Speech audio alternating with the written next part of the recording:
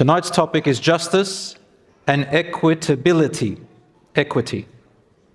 And I'll tell you why in a minute I said justice and equitability. I begin by saying with this introduction, brothers and sisters, one of the things that many people overlook is that they might perform acts of worship. They might perform very well, but at the same time they may lose rewards of their acts of worship when they take other people's rights or treat them with injustice. And when you act in injustice towards others, you give them your good deeds and you take from them their sins. And everyone will be held accountable on the Day of Judgment for what they have done.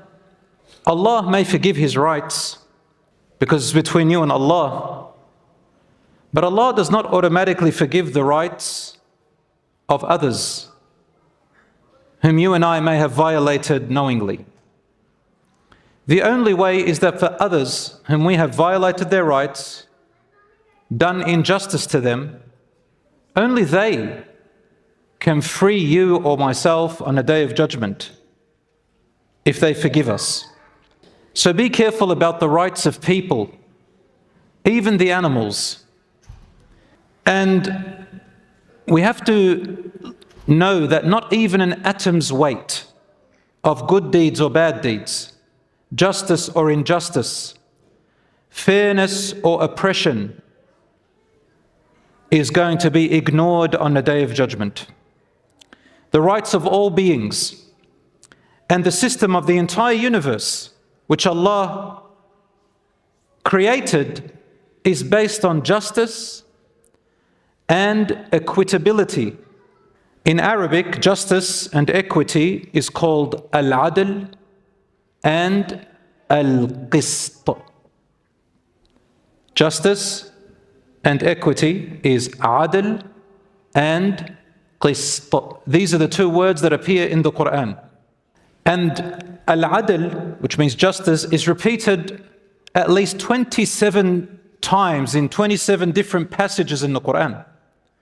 The word al-qist, which means equitability, is also mentioned at least 27 to 29 times in 29 different passages. Any tiny change in this universe or in our actions that upset the system of justice and fairness corrupts things around it. When you don't have justice, you don't have equity, putting things where they belong, giving people what they deserve, then it causes corruption always. When you look at the universe, you see how Allah has placed everything in due proportion, everything where it's meant to be. And He expects us to also, in our lives, live as individuals and with our families and our communities and with everything around us, also according to His system of justice and equity. Otherwise, corruption occurs.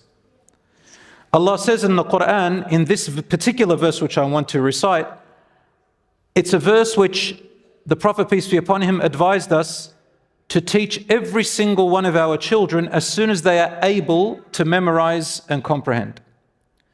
The ayah is in Surah 25, verse 2. Allah says, الذي له ملك السماوات والأرض ولم يتخذ ولدا ولم يكن له شريك في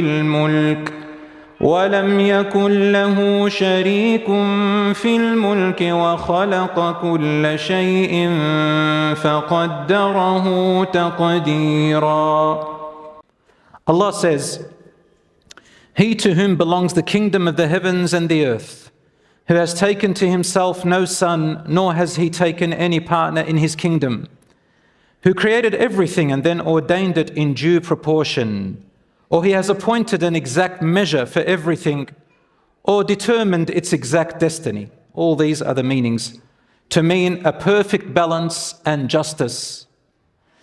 And if we don't go by this same balance and justice, which comes from the one true God, in this verse, which is the pinnacle verse of the meaning of monotheism, of true tawheed, than any other verse in the Quran, if we don't go by that, corruption happens. The sunnah of Allah, which means the way that Allah has governed this universe, Allah says, وَلَن تَجِدَ لِسُنَّةِ اللَّهِ تَبْدِيلًا وَلَن تَجِدَ لِسُنَّةِ اللَّهِ تَحْوِيلًا.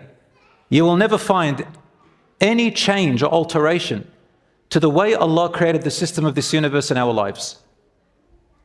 It cannot be altered, it cannot be changed.